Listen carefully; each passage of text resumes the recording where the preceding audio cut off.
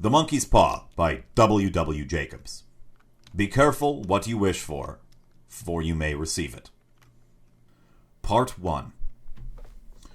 Without, the night was cold and wet, but in a small parlor of Laburnum Villa, the blinds were drawn, and the fire burned brightly.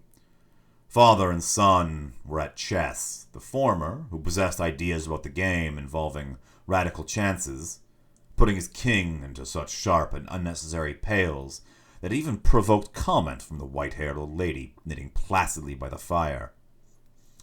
"Hark at the wind," said Mr. White, who, having seen a fatal mistake after it was too late, was amiably desirous of preventing his son from seeing it. "I'm listening," said the later, grimly surveying the board as it stretched out his hands. "Check."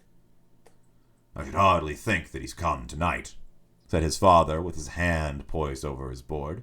"Mate," replied the son. "That's the worst of living so far out," bawled Mr. White with sudden and unlooked-for violence. "Of all the beastly, slushy, out-of-the-way places to live in, this is the worst. Paths of bog and the roads of torrent. I don't know what people are thinking about. I supposedly because only 2 houses in the road are let, yet they think it doesn't matter." "Never mind, dear," said his wife soothingly. "Perhaps you'll win the next one." Mr. White looked up sharply, just in time to intercept a knowing glance between mother and son. The words died away on his lips, and he hid a guilty grin in his thin gray beard.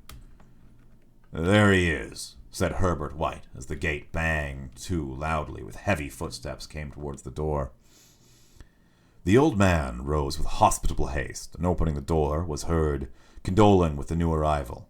The new arrival also condoled with himself, so Mrs. White said, "Tut, tut," and coughed gently as his husband entered the room and followed by a tall, burly man, beady of eyes and rubicund of visage. "Sergeant Major Morris," he said, introducing himself. The sergeant major took hands, taking the proffered seat by the fire, watched contentedly as he let his host got out whiskey and tumblers and stood a small copper kettle in the fire. At the third glass, his eyes got brighter, and he began to talk, the little family regarding with eager interest this visitor from distant parts, as he squared his broad shoulders in the chair and spoke of wild scenes and doughty deeds and wars and plagues and strange peoples. 21 years of it," said Mr. White, nodding at his wife and son. "When he went away, he was a slip of a youth in the warehouse. Now look at him."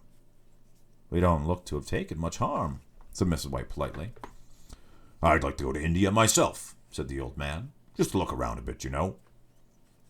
"Better where you are," said the sergeant major, shaking his head. He put down the empty glass and, sighing softly, shook it again. "I should like to see those old temples and fakirs and jugglers," said the old man. "What was that you started telling me the other day about a monkey's paw or something, Morris?" "Nothing," said the old world hastily. "Leastways, nothing worth hearing." "Monkey's paw?" said Mrs. White curiously. "Well, it's just a bit of what you might call magic, perhaps," said the sergeant major offhandedly. His 3 listeners leaned forward eagerly. The visitor absent-mindedly put his empty glass to his lips and then set it down again. His host filled it for him again. "To look at it," the sergeant major, fumbling his pocket, "just an ordinary little paw, dried to a mummy." He took something out of his pocket and proffered it. Mrs. White drew it back with a grimace, but her son, taking it, examined it curiously. "And what's special about it?" inquired Mr. White as he took it from his son, having examined it and placed it upon the table. "Had a spell in it put by an old fakir," said the sergeant major. "A very holy man. He wanted to show that fate ruled people's lives, and those who interfered with it did so to their own sorrow. He put a spell on it so that 3 separate men could each have 3 wishes from it." His manners were impressive, that his hearers were conscious that their light laughter jarred somewhat. "Well, why don't you have 3, sir?" said Herbert White cleverly. The soldier regarded him the way middle age is wont to regard presumptuous youth. "I have," he said quietly, and his blotchy face whitened. "And did you really have the 3 wishes granted?" asked Mrs. White. "I did," said the sergeant major, and his glass tapped against his strong teeth.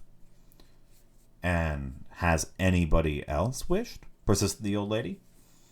The first man has had his 3 wishes, yes, was the reply. I don't know what the first 2 were, but the third was for death. That's how I got the paw. His tones were so grave that a hush fell upon the group. If you've had your 3 wishes, it's no good to you now then, Morris, said the old man at last. What do you keep it for? The soldier shook his head. Fancy, I suppose, he said slowly. I did have some idea of selling it, but I don't think I will. It has caused me enough mischief already. Besides, people won't buy. They think it's a fairy tale, some of them, and those who do think anything of it want to try it first and pay me after. If you could have another 3 wishes, said the old man, eyeing him keenly, would you have them? I don't know, said the other. I don't know. He took the paw, and dangling between his forefinger and thumb, suddenly threw it upon the fire. White, with a slight cry, stooped down and snatched it off. Better let it burn, said the whole soldier solemnly. If you don't want it, Morris, said the other. Give it to me. I won't, said his friend doggedly. I threw it on the fire. If you keep it, don't blame me for what happened. Pitch it on a fire like a sensible man. The other shook up his head and examined his possession closely. How do you do it? He inquired. Hold it up in your right hand and wish aloud, said the sergeant major. But I warn you of the consequences. Sounds like the Arabian Nights, said Mrs. White, as she rose and began to set the supper. Don't you think you might wish for 4 pairs of hands for me? The husband drew the towel from across it, and the 3 burst into laughter, as the sergeant major, with a look of alarm on his face, caught him by the arm. If you must wish, he said gruffly, wish for something sensible. Mr. White dropped it back in his pocket, and placing chairs, motioned his friend to the table, and the business of supper in the talisman was partly forgotten, and afterwards the 3 sat listening to an enthralled fashion a second installment of the soldier's adventures in India. If the tale of the monkey's paw is not more truthful than those been telling us, as the door closed behind their guest, just in time to catch the last train, we shan't make much out of it. Did you give anything for it, father? Inquired Mrs. White, regarding her husband closely. A trifle, he said, coloring slightly, but he didn't want it. But I made him take it, and he pressed it to me again to throw away. Likely, said Herbert with pretended horror. Why, we're going to be rich and famous and happy. Wish to be an emperor, father, to begin with. Then you can't be henpicked. He darted around the table, pursued by a malign Miss White with an armed than antimacassar. Mr. White took the paw from his pocket and eyed it dutifully. I don't know what to wish for, and it's a fact, he said slowly. It seems to me I've got all I want. If you'd only cleared the house, you would be quite happy, wouldn't you? Said Herbert, with a hand on his shoulder. Well, wish for 200 pounds, then. That'll just do it. His father, smiling shamefacedly at his own credulity, held up the talisman. To his son, with a solemn face, somewhat marred by a wink at his mother, sat down and struck a few impressive chords. I wish for 200 pounds, said the old man distinctly. A fine crash from the piano greeted his words, interrupted by a shuddering cry from the old man. His wife and son ran to him. It moved, he cried, with a glance of disgust at the object that lay on the floor. As I wish, it twisted in my hand like a snake. Well, I don't see the money, said his son. He picked up and placed it on the table. And I bet I never shall. Must have been your fancy, father, said his wife, regarding him anxiously. He shook his head. Never mind, though. There's no harm done. But it gave me a shock all the same. They sat down in the fire again, and 2 men finished their pipes. Outside, the wind was higher than ever. The old man started nervously at the sound of a door banging upstairs. A silence, unusual and depressing, set on all 3, which lasted until the old couple rose to retire for the rest of the night.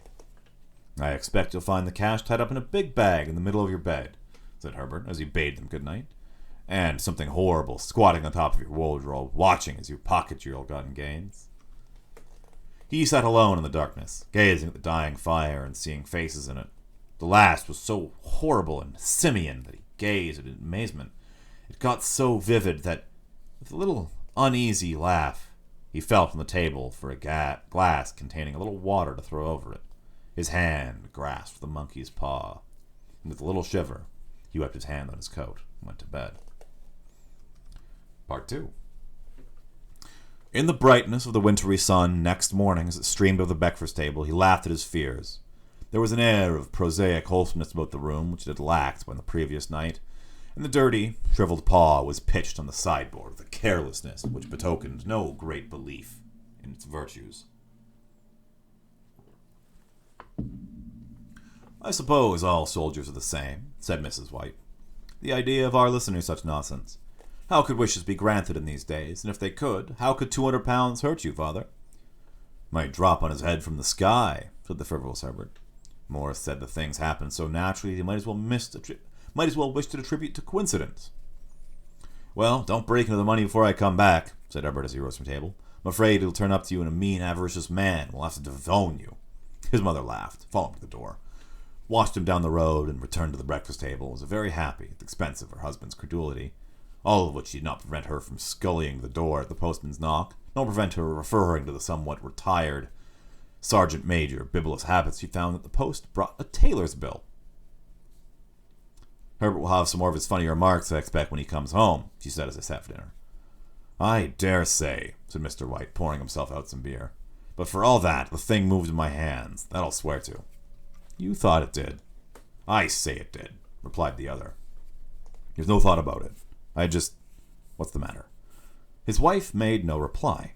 She was watching the mysterious movements of a man outside who, peering in an undecided fashion at the house, appeared to be trying to make up his mind to enter. In a mental connection with the 200 pounds, she noticed that the stranger was well dressed and wore a silk hat of glossy newness. 3 times he paused at the gates and then walked on again. The 4th time he stood and put his hand upon it, then with sudden resolution flung it open and walked up the path. Mrs. White at the same moment placed her hands behind her, hurriedly unfastening the strings of her apron, and put that useful article of apparel beneath the cushion of the chair. She brought the stranger, who seemed ill at ease, into the room. He gazed at her furtively and listened in a preoccupied fashion as the old lady apologized for the appearance of her room.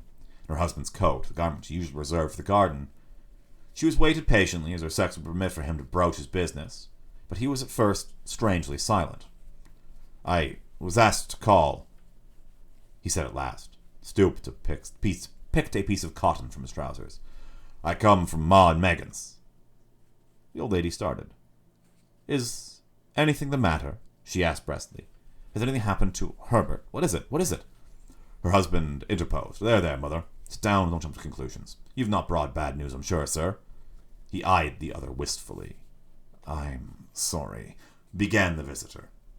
"Is he hurt?" demanded the mother wildly. The visitor bowed in an instant. "Badly hurt, but he's not in any pain." "Oh, thank God," said the woman, clasping her hands. "Thank God for that. Thank—" She broke off as the sinister meaning of the assurance dawned on her, and she saw the awful confirmation of her fears, and the other averted his face. She caught her breath, and turning to her slower-witted husband, laid her trembling hand on his. There was a long silence. "He was caught in the machinery," said the visitor at length, in a low voice. "Caught in the machinery," repeated Miss White in a dazed fashion. "Yes." He sat, staring at the window, taking his wife's hand between his own, pressed it as he had been wont to do in their old courting days nearly 40 years before. "He was the only one left to us," he said, turning gently to the visitor. "It is hard." The other coughed, and rising, walked slowly to the window. "The firm wishes me to convey their sincere sympathy to you in your great loss. I beg you understand I am only their servant and merely obeying orders." There was no reply. The woman's face was white, her eyes staring, her breath inaudible. On the husband's face was a look such as his friend, the sergeant, might have carried into first action. "I was to say that Ma and Megan's declaim all reliability," continued the other. "They admit no liability at all, but considering your son's services, they wish to present you with a certain sum as compensation." Mr. White drops his wife's hand and rising to his feet, gazed with a look of horror at his visitors. His dry lips shaped the words. "How much?" £200 was the answer. Unconscious of his wife's shriek, the old man smiled faintly, put out his hands like a sightless man, and dropped, a senseless heap on the floor. In the huge new cemetery, 2 miles distant, the old people buried their dead and came back to the house, steeped in shadows and silence. It was all over so quickly that they first could hardly realize it, and remained a state of expectation, as though something else to happen, something else which was to lighten this load too heavy for old hearts to bear. But the days passed, and expectations gave way to resignation, the hopeless resignations of the old. Sometimes myths called apathy. Sometimes they were hardly exchanged for a word, for now they had nothing to talk about, and their days were long to weariness. It was about a week after that the old man, walking suddenly in the night, stretched out his hand and found himself alone. The room was in darkness. The sound of subdued weeping came from the window. He raised himself in bed and listened. "Come back," he said tenderly. "You will be cold." "It's colder for my son," said the woman, and wept afresh. The sounds of her sobs died away on his ears. The bed was warm, and his eyes heavy with sleep. He dozed fitfully, and then slept, until a sudden, wild cry from his wife awoke him with a start. "The paw!" she cried wildly. "Where's the monkey's paw?" He started up with alarm. "Where? Where is it? What's the matter?" She came stumbling across the room towards him. "I want it," she said quietly. "You've not destroyed it?" It's in the parlor on the bracket," he replied, marveling. "Why?" She cried and laughed together, bending over and kissed his cheek. "I only just thought of it," she said hysterically. "Why didn't I think of it before? Why didn't you think of it?" "Think of what?" he questioned. "The other 2 wishes," she replied rapidly. "We only have had one." "Is that not enough?" he demanded fiercely. "No," she cried triumphantly. "We'll have one more. Go down and get it quickly, and wish our boy alive again." The man sat in bed and flung the bedclothes from his quaking limbs. "Good God, you're mad," he cried aghast. "Get it," she panted. "Get it quickly and wish. Oh, my boy, my boy." Her husband struck a match and lit the candle. "Get back to bed," he said unsteadily. "You don't know what you're saying." "We had the first wish granted," said the old woman feverishly. "Why not the second?" "A coincidence," stammered the old man. "Go get it and wish," cried his wife, quivering with excitement. The old man turned and regarded her as his voice shook. "He's been dead 10 days, and besides I would not tell you else, but could only recognize him by his clothing. It was too terrible for you to see him then. Why now?"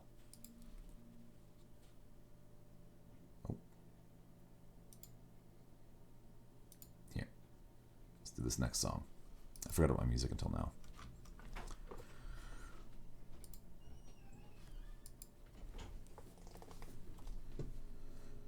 "All right. Bring him back," cried the old woman, and dragged him towards the door. "Do you think I fear the child I have nursed?" He went down in darkness and felt his way to the parlor, then to the mantelpiece. The talisman was in its place, and a horrible fear that the unspoken wish might bring his mutilated son before him ere he could escape from the room seized up on him. And he caught his breath as he found that he had lost the direction of the door.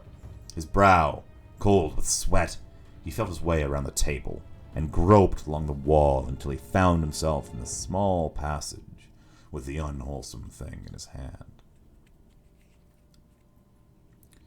Even his wife's face seemed changed as he entered the room. It was white and expectant, and to his fears seemed to have an unnatural look upon it. He was afraid of her. "Wish!" she cried in a strong voice. "It's foolish and wicked," he faltered. "Wish!" repeated his wife. He raised a hand. "I wish my son alive again." The talisman fell to the floor. He regarded it fearfully. Then he sank, trembling, into a chair as the old woman with burning eyes, walked to the window and raised the blind. He sat until he was chilled with cold, glancing occasionally at the figure of the old woman peering through the window. The candle edge, which had burned below the rim of the china candlestick, was throwing pulsating shadows on the ceiling and walls until, with a flicker larger than the rest, it expired. The old man, with an unspeakable sense of relief at the failure of the talisman, crept back to his bed. And a minute afterwards, the old woman came silently and apathetically behind him. Neither spoke, but sat listening silently to the ticking of the clock. A stair creaked, and a squeaky mouse scurried noisily through the wall. The darkness was oppressive, and after lying for some time, screwing up his courage, he took the box of matches, and striking one, went downstairs for the candle. At the foot of the stairs, the match went out, and he paused to strike another. At that same moment, a knock came, so quiet and stealthily as to be scarcely audible, sounded on the front door. The matches fell from his hand and spilled in the passage. He stood motionless, his breath suspended until the knock was repeated. He then turned and fled swiftly back to his room and collapsed the door behind him. A third knock sounded through the house.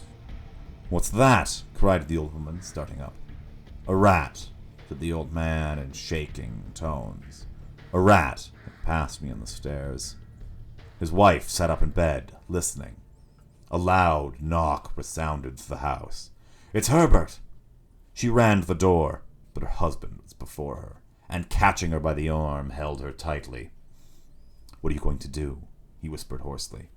"It's my boy, it's Herbert," she cried, struggling mechanically. "I forgot it was 2 miles away." "What are you holding me for? Let go, I must open the door." "For God's sake, don't let it in," cried the old man, trembling. "You're afraid of your own son," she cried, struggling. "Let me go. I'm coming, Herbert, I'm coming." There was another knock, and another. The old woman, with a sudden wrench, broke free and ran from the room. Her husband followed to the landing and called after her appealingly as she hurried downstairs. He heard the chain rattle back, and the bolt drawn slowly and stiffly from the socket. Then the old woman's voice, strained and panting. "The bolt!" she cried loudly. "Come down! I can't reach it!" But her husband was on his hands and knees, groping wildly on the floor in search of the paw, for only he could find it before the thing outside got in. A perfect fusillade of knocks reverberated the house, and he heard the scraping of a chair and the wife put it against the passage of the door. He heard the creaking of the bolt as it came slowly back, and at the same moment he found the monkey's paw and frantically breathed his third and last wish. The knocking ceased suddenly, although the echoes of it were still in the house. He heard the chair drawn back, and the door opened. A cold wind rushed up the staircase, and a long, loud wail of disappointment and misery from his wife gave him the courage to run down to her side, to the end of the gate beyond. The street lamp flickering opposite shone on a quiet, deserted road.